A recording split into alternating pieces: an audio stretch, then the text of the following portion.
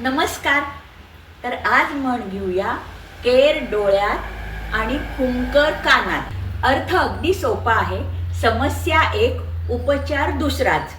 म्हणजे काही काही लोक मुद्दामून करतात असं नाही, पण ते दुसरंच काहीतरी उत्तर सुचवतात त्याला.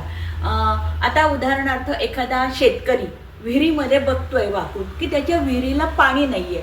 हे लोक जातात आणि त्याला काय म्हणतात, हो आता सरकार विहीर बांधायला पैसे देते.